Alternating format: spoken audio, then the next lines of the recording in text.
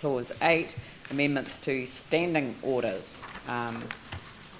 And I think this has been driven off the back of the work of the ITI community, is it? The Infrastructure, Transport and Environment Committee, or has it just been generally, it's generally around, I'm sure Darryl will explain. okay, all right, so perhaps if Darryl could, well, I'll move the recommendation. Do I have a seconder? Phil Clearwater. Yep, Darryl.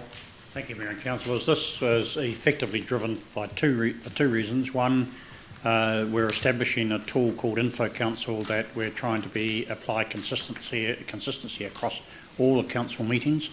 Currently, our standing orders provide that committees don't approve their own minutes as being the correct record. That was done because it was deemed that all committees had no delegations and were merely making recommendations to the council, and therefore the council was dealing with the business. But in fact, we do have some delegations to some committees now, and it's possible that that could be extended in the future. And it's entirely appropriate that a committee makes the decision to recognise that the record of its meeting is true and correct. So that's the basis for the substantive change of which is simply a removal of a qualification clause in standing orders 317.2.1. The second aspect is that the law last year was amended, the Local Government Act was amended to allow for absent members to participate in council meetings. And a suggestion came about at a fairly short notice that might be required by the council, and we have proved through the use of technology for community board chairs reporting to the council that we can deliver, despite the fact that we've got a hiccup with our system today in terms of the sound. But so the change is proposed under certain circumstances to allow members to be present to be able to participate, in the meeting and to vote on matters, but it doesn't record them as being present because they're not physically here and can't be part of the quorum.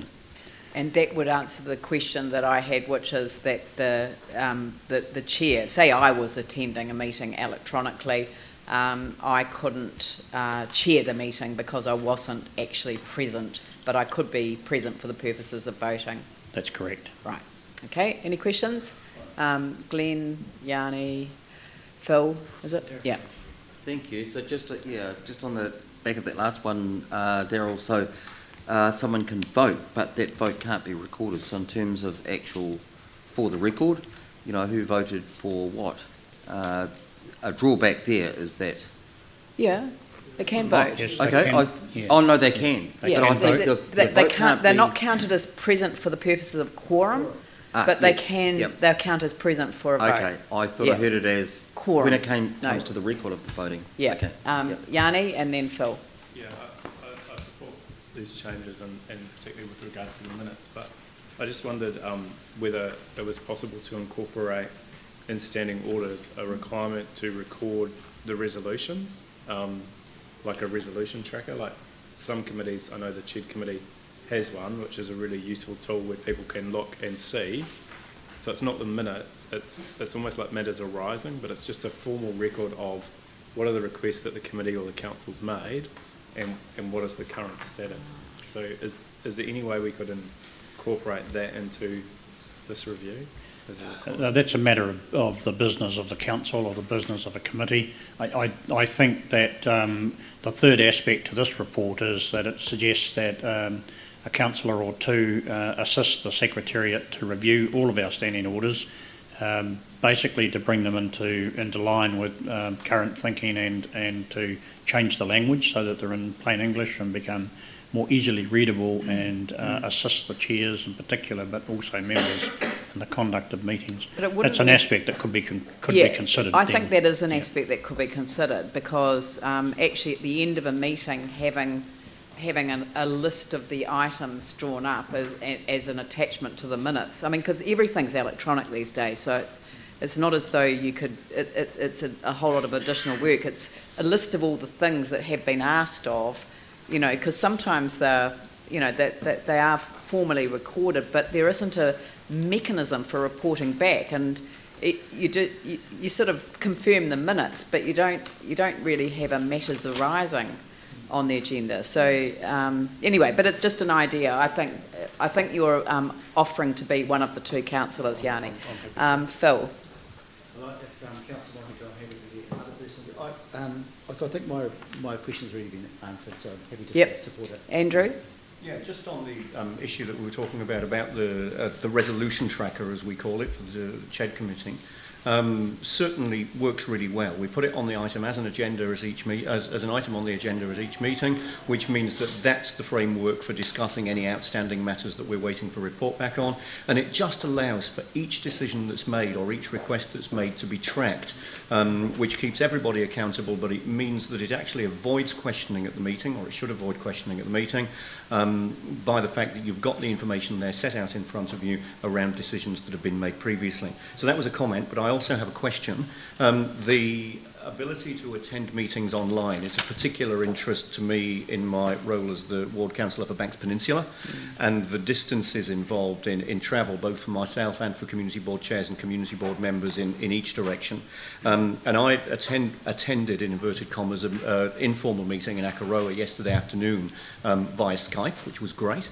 The only problem being that at the meeting room where the Community Board meets in Akaroa, we don't have the benefit of the council system to allow us to Skype in or dial in the normal way. So we just did it between two tablets and it was okay.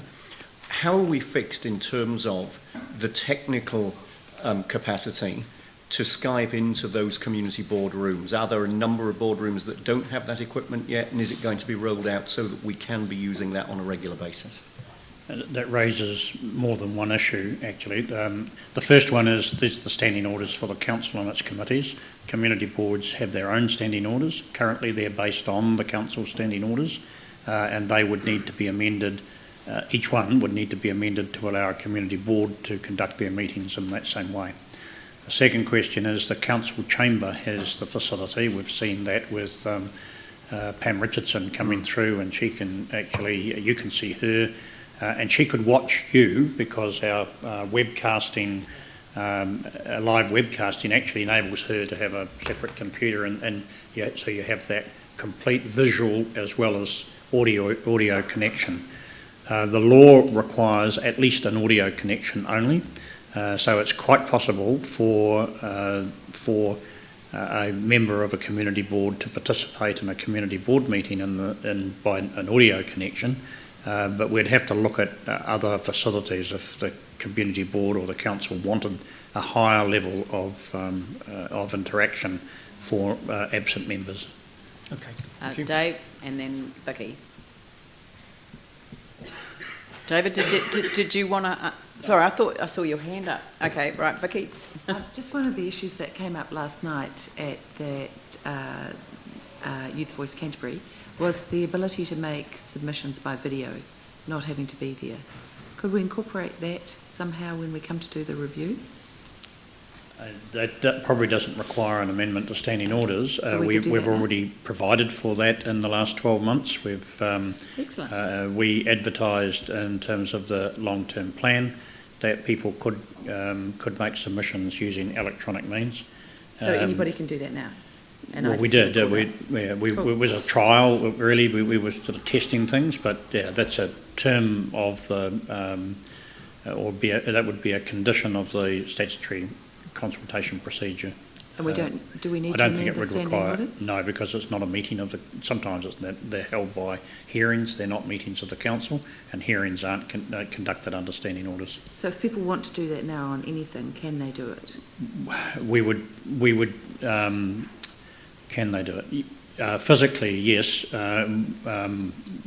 We would just need to make sure that wherever the hearing was held, that we're capable of being able to do that, Okay. and make that a condition of the hearings process. Okay, thanks.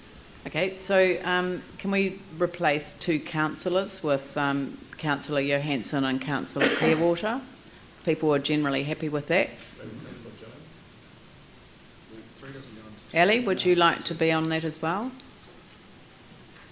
Yep, and councillor Jones. There's no reason, we don't have to be restricted to two. We'll take out the words two councillors and replace them councillor Johansson, Clearwater and Jones. To work with the Secretariat to rewrite standing orders. Three's fine, that's okay. All right, I'll put, yep. I just want to make a brief comment and thank Daryl for all this work, because in fact this will really assist our processes. It'll make them more efficient, and you're having things done electronically. Well, and it's all within the legislation too. So thank you, Daryl, for a very clear report. Yeah, and thank you from me too. I'll put the motion. All those in favour say aye. Those opposed say no. That's carried.